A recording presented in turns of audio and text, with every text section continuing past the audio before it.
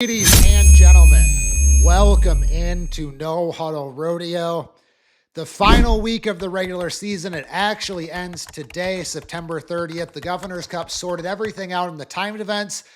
Roughstock events still need to be sorted out at the Duel at the Dunes, but plenty to go through from that event in Sioux Falls.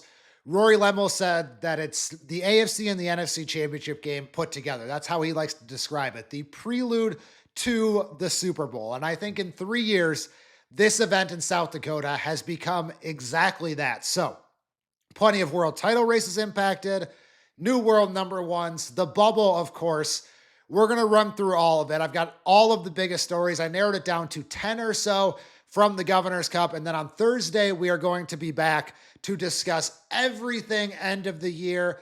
There's still the audit to go through, but by Thursday, October 2nd, we'll have a very, very good idea, almost a final idea, if not a final idea, of how the National Finals Rodeo will look in all events. But first, as always, we are brought to you by Justin Boots and Runyon's Fine Furniture. We are broadcasting from the Fort Worth Stockyards, and we are starting, of course, with Rocker Steiner in the Bareback riding. So Rocker Steiner, 88 points. He wins the Governor's Cup. He wins $43,910 total. More importantly, though, that Governor's Cup and all of that money put him at $302,554 for the season. He becomes the first Bareback rider ever to clear $300,000 in the regular season. He breaks Keenan Hayes' record by over $35,000. And remember, when Keenan Hayes broke that record in 2023, he went on to break the full season record, win the world title. Rocker said afterward, he was $14,000 short last year. He does not want to feel that way ever again in Las Vegas. So now he will enter with a big lead. Right now it's $80,000 over the new world number 2, Sam Peterson. But Rocker Steiner, he entered in the driver's seat a year ago, but not nearly the lead he has this year. So Rocker Steiner, once again, the man to beat in the Bareback riding in Las Vegas as he searches for that first gold buckle. A guy searching for his second gold buckle is Kai Hamilton. And Kai Hamilton now has over $317,000 on the season. And he has made it a race with Wacey, Schalla, and Stetson Wright. He's only about $35,000 behind Wacey, Schalla, only about $33,000 behind Stetson Wright. He was $80,000 or so behind the world number 1 a month ago. How did this happen? Well, Kai Hamilton rode over 70% of his bulls. He was 10 of 14 in the month of September. He made over $100,000. I mentioned he won the Governor's Cup. He won the Rough Rider Cup. That's about $60,000, $65,000 right there. And now the 2023 world champion will enter the NFR, the hottest bull rider in the world, and well within striking distance suddenly of Wacey, Schalla, of Stetson Wright. I would also be remiss. Tristen Hutchings, $292,000. So somehow, after the summer, after the year we had in the bull riding, where it was Stetson Wright, Wacey, Schalla, Stetson Wright, Wacey, Schalla, over and over again, Kai Hamilton, by winning the Governor's Cup, Tristen Hutchings, by making the short round in the Governor's Cup, have instantly made themselves factors in that gold buckle race. And Kai Hamilton, he's going to be tough to beat if he rides like this in Las Vegas. I will just say that. To the bubble, more specifically the bubble in the ladies events, Halyn, Lide, and Bailey Bates both had to do something miraculous to make the National Finals Rodeo. They both did it. Halyn Lide had to make the Final Four. She had to make the short round. She was 8th of 8 to make the semifinals, 4th of 4 to make the short round. She did it.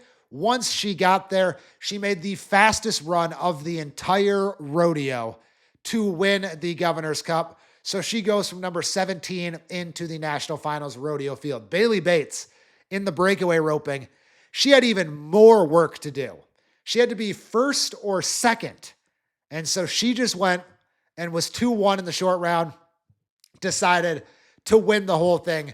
She goes from number 19. She was $20,000 out of an NFR spot. She goes from number 19 into the top 15, into the national finals breakaway roping with that victory. Now, team roping.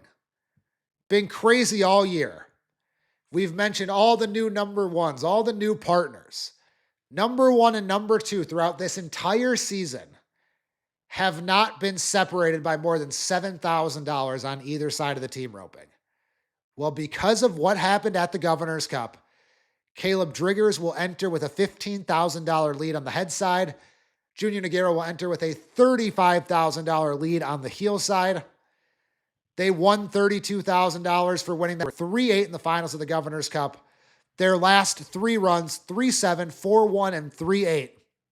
And now Driggers, who entered the weekend number 5, Nogueira, who entered the weekend number 3, after this entire summer that has been a struggle for them at times, after this entire summer, they will enter two-time world champions together in 2021 and 2022 with the largest leads we have seen since April in the team roping on either side. Now we return to the Roughstock events for a little bubble talk.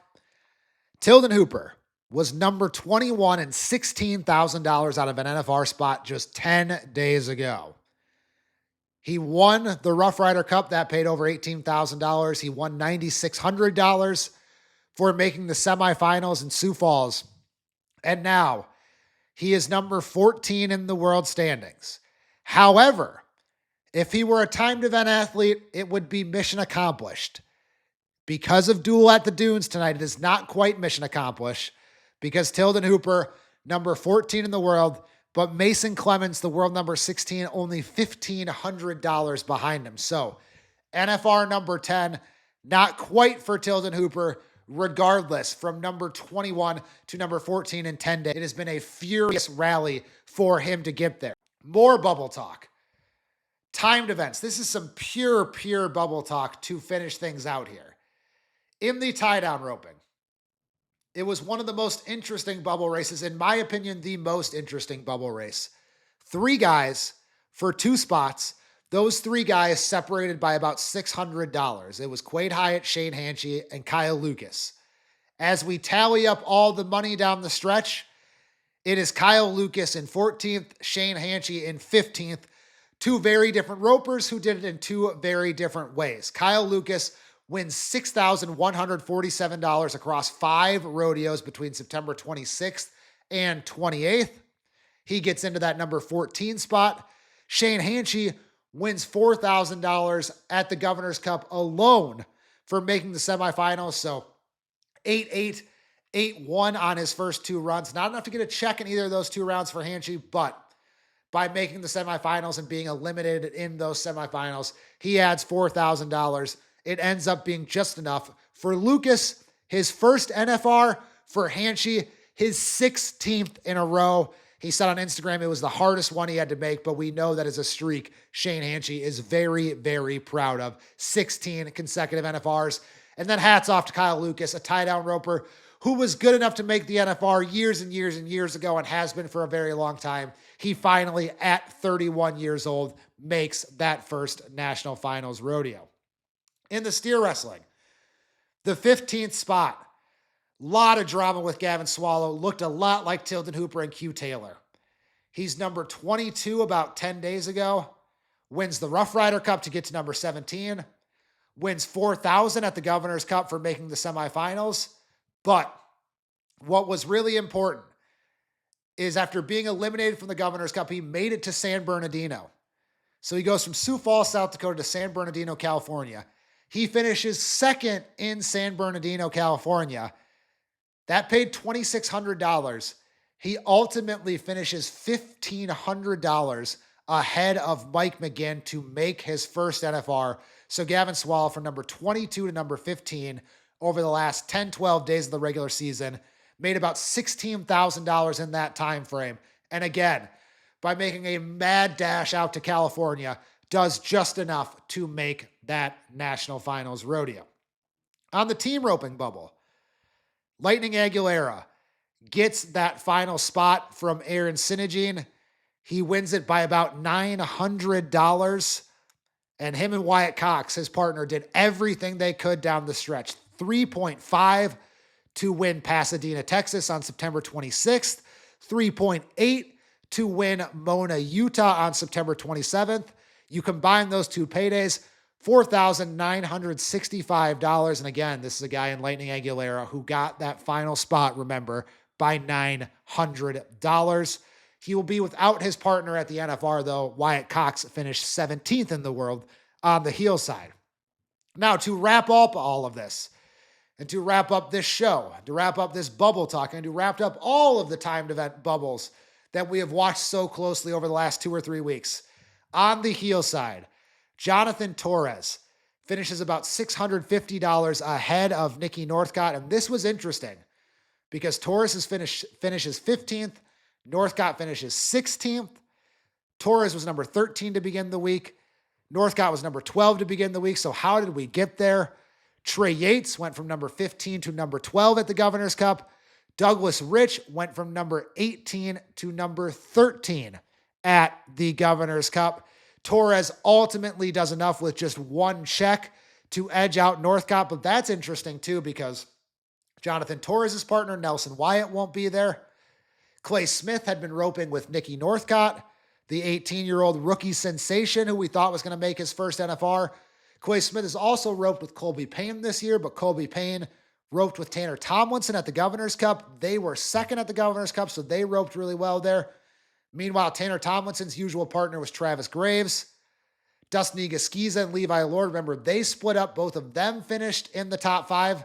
However, neither of their partners, J.C. Flake or Shea Dixon Carroll, neither of their new partners made the NFR. So will we see them get back together? So while the bubble has been sorted out and the top 15 has been sorted out, there's still a lot to cover in the team roping, mainly by way of who is roping with who.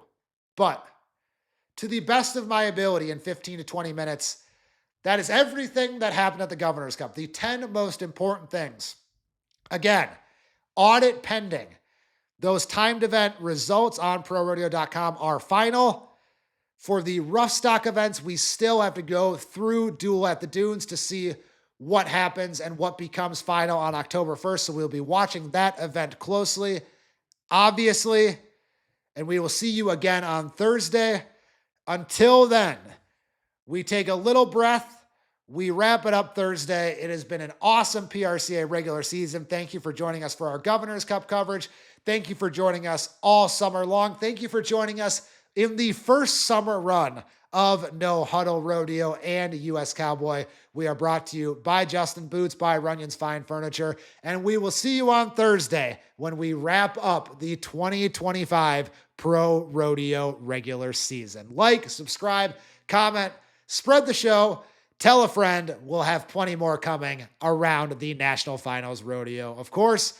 But until then, we will see you Thursday, October 2nd, to wrap up the regular season.